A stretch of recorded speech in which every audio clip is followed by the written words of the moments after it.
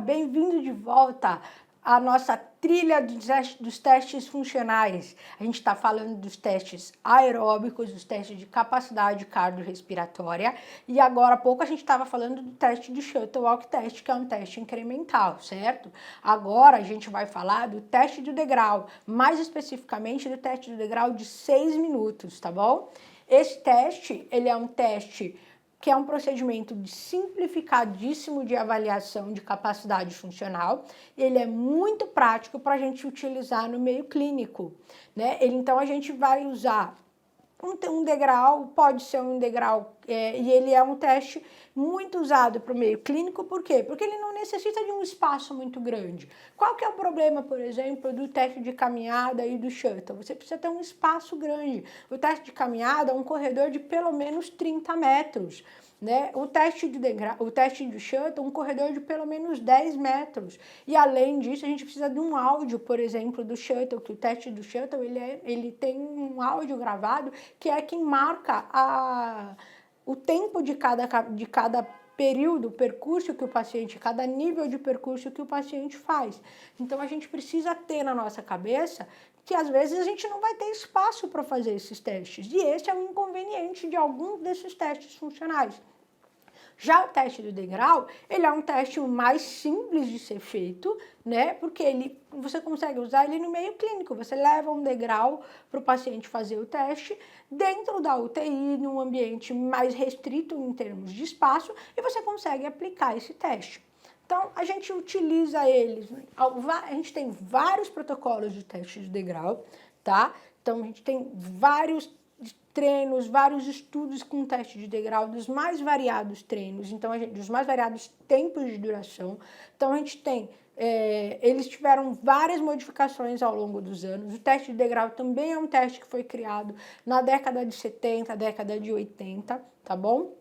Então, ele tem uma duração que vai variar de 90 segundos até 10 minutos, tá?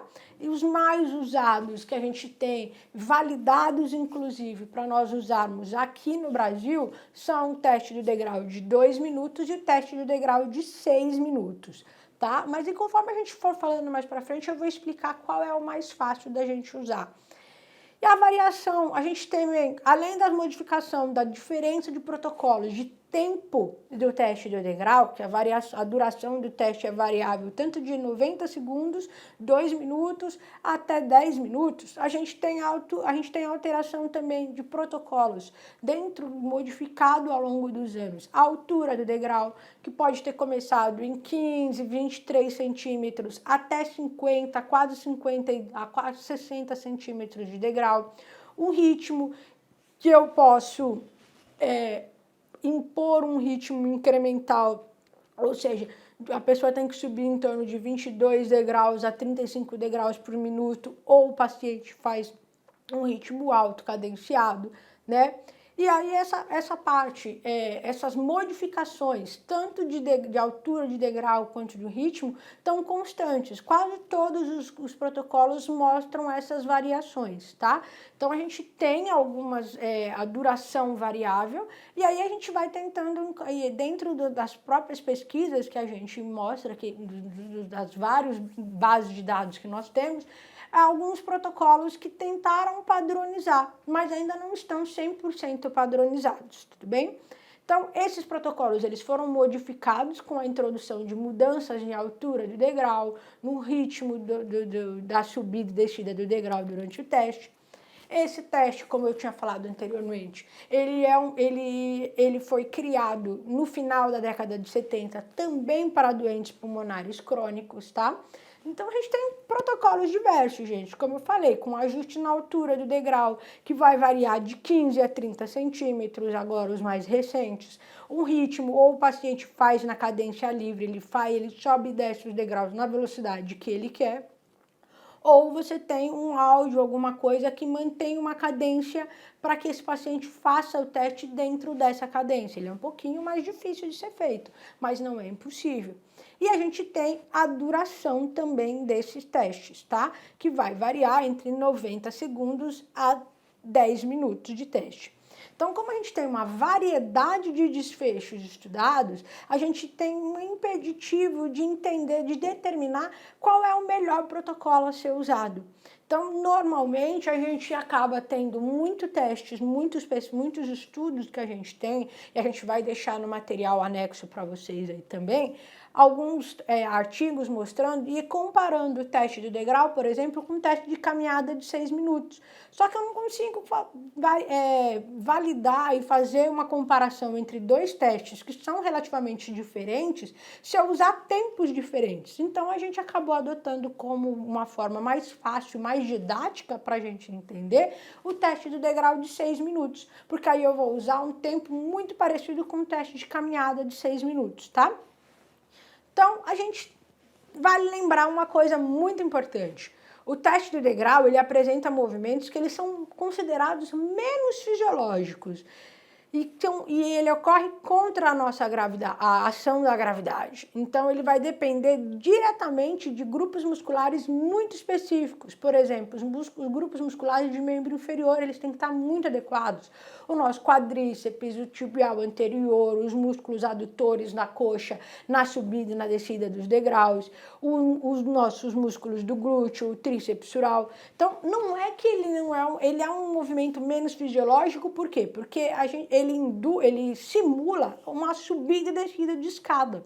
A gente caminha o tempo todo, então, por exemplo, um teste de caminhada, um shuttle walk test, ele é mais próximo do fisiológico, porque caminhada é um ato muito normal do ser humano, então a gente faz isso o tempo todo.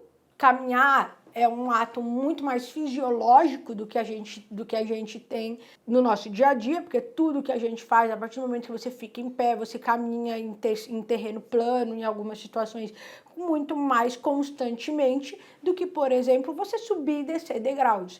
Então, ele não é um movimento funcional, ele não é um movimento fisiológico, ao contrário. Ele é um movimento funcional, ele é um movimento fisiológico, mas ele é mais incomum de acontecer. A gente não sobe e desce escada 24 horas por dia. Então, por isso que ele é considerado um movimento menos fisiológico, ele tem movimentos menos fisiológicos porque ele vai estar atuando em movimentos antigravitacionais, né? Você vai estar subindo em cima de um degrau e voltando. Então, esse teste, normalmente, ele também é indicado para a gente avaliar a função cardiorrespiratória de doentes pulmonares, de doentes cardíacos, de doentes pré- e pós-cirúrgicos, mais especificamente para indivíduos principalmente mais jovens.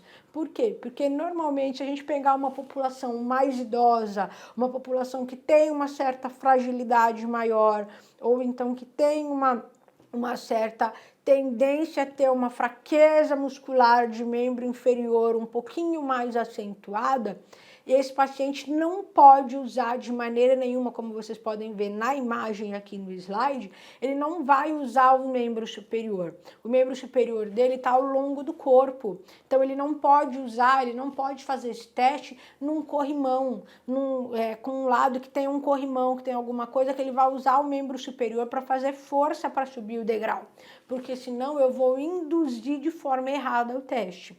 Então, por exemplo, como a gente estava falando anteriormente dos nossos pacientes, aqui no Brasil foram conduzidos alguns testes, alguns estudos que compararam o uso desse teste do degrau com o teste de caminhada de 6 minutos. Então, a gente usou, esse estudo foi usado para fazer um teste.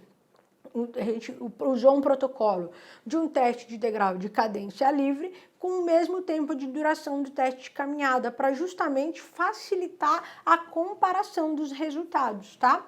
Então, esses estudos mostraram que ambos os testes, tanto o teste de caminhada de 6 minutos quanto o teste do degrau de 6 minutos, eles induzem o mesmo tipo de estresse cardiorrespiratório, com valores muito equivalentes, consumo e uso de saturação, oscilação de saturação periférica de O2 muito semelhante.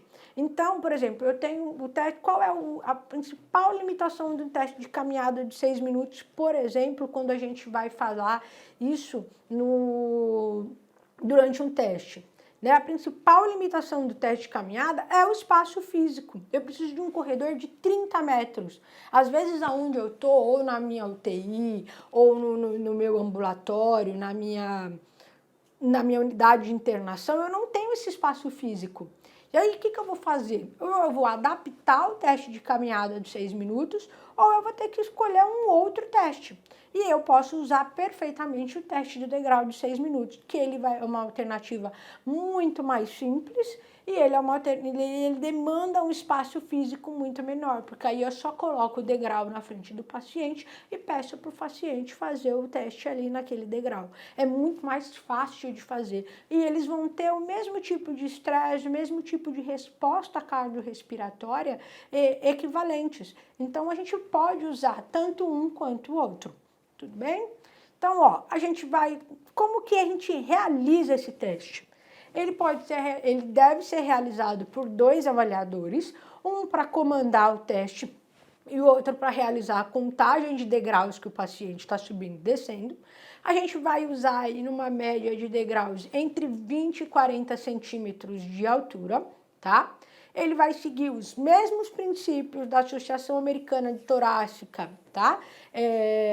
Para o teste de caminhada de 6 minutos, ou seja, eu vou aferir sinais vitais no começo do teste, eu vou, sinais vitais de frequência cardíaca, pressão arterial, saturação periférica de oxigênio, percepção subjetiva de esforço pela escala de Borg. Durante o teste, eu vou seguir aquele mesmo padrão que o teste de caminhada fez. Se não lembra, volta lá na aula de teste de caminhada, para vocês verem como que a gente fala. Eu vou conduzir o teste, eu vou expor o paciente ao teste e eu vou dando para ele guias de tempo de teste. Eu vou falar, você já fez tantos minutos de teste, você está indo bem, mantenha o bom ritmo, sempre com um tom de voz, que eu não estou induzindo o paciente a fazer mais esforço. Então, eu vou conduzir, dizer quanto tempo de teste passou e eu vou dizendo para ele quanto tempo vai durar quanto tempo ele já fez. Ele fez 2, 3, 4, 5 minutos de teste, quanto tempo falta para acabar o teste. E eu, nesse meio tempo, a cada 2 minutos, eu vou observando a oscilação de frequência cardíaca e a saturação periférica e a percepção de esforço desse paciente durante o teste. Então, eu vou averiguar como que ele está, a frequência cardíaca dele está se comportando, como que está, inclusive, a oscilação de saturação desse paciente e a percepção de esforço dele durante o teste. Encerrado o teste, 6 minutos, encerrou o tempo do teste, eu ponho o paciente em repouso, afiro novamente sinais vitais de frequência cardíaca, de pressão arterial, de saturação e a percepção subjetiva do esforço. Então, a gente orienta que o paciente suba e desça os degraus durante 6 minutos, para que ele faça o maior número possível de degraus dentro desse tempo. Então, eu estou dando para ele uma cadência livre. Conforme o paciente for se sentindo mais cansado, talvez durante o teste ele vá diminuindo a velocidade, mas então ele vai ter que continuar mantendo, subindo e descendo.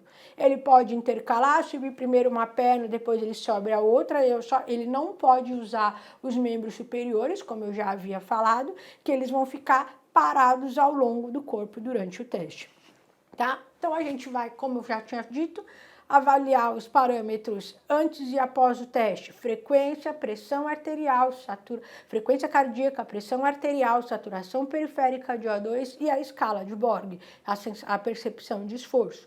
E a gente vai avaliar também, para ver o desempenho desse teste, o número de subidas no degrau.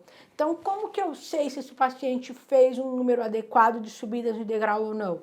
Eu vou usar essas equações aqui de valores de degraus previstos para homens e para mulheres. E aí a gente vai, depois que pego ali idade e altura do paciente, eu coloco nessa equação e ele vai me dar mais ou menos uma média de números de degraus que esse paciente deve caminhar.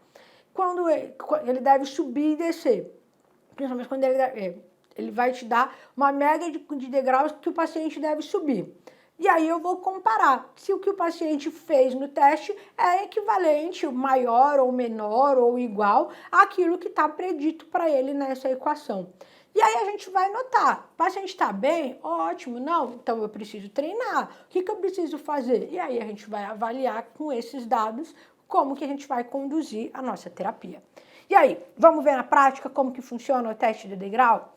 Vamos lá, vamos ver como que ele é feito na prática, como que a gente dá comando verbal e tudo mais para ver como ele funciona. E daqui a pouquinho a gente volta para fazer mais um teste aeróbico aqui para a gente avaliar, um teste de marcha estacionária de 2 minutos, para a gente poder falar, te vejo na próxima aula, não sai daí.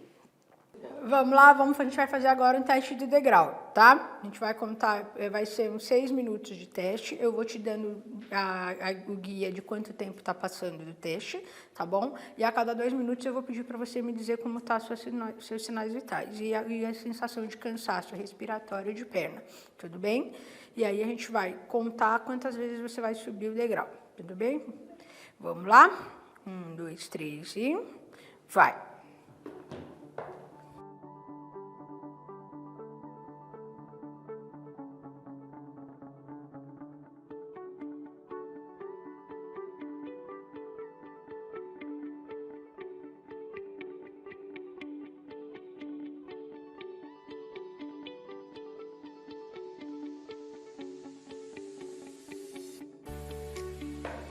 Já foi 1 minuto de teste, tá?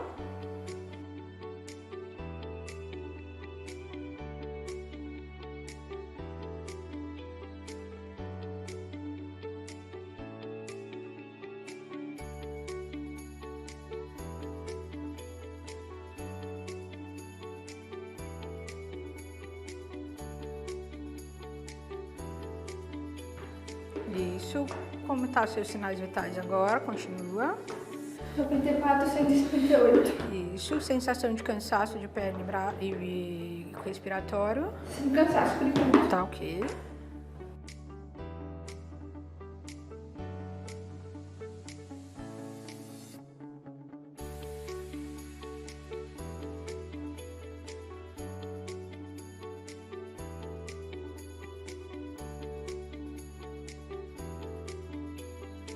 Você já fez metade do tempo, tá? Pode continuar desse mesmo ritmo.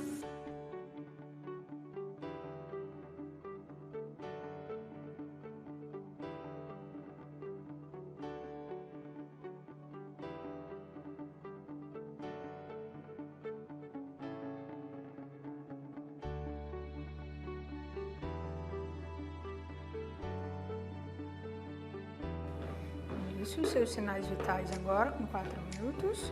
90, 186. Isso, sensação de cansaço. 2 para os dois, perna e respiração. Tá.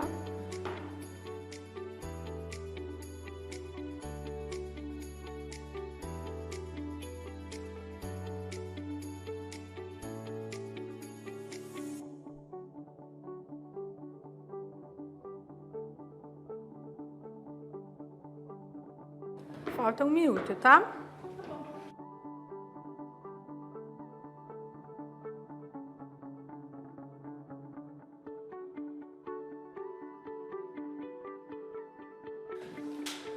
Trinta segundos, tá bom?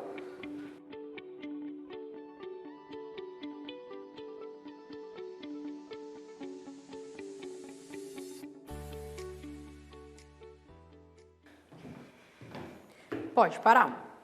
Isso, senta aqui. 88 de saturação, 189. Cansaço? Como que tá? Dá uma nota aí de 0 a 10 para respiração e perna. Tá tranquilo. Tá? Tranquilo? Tá bom, é isso. Respiratório também.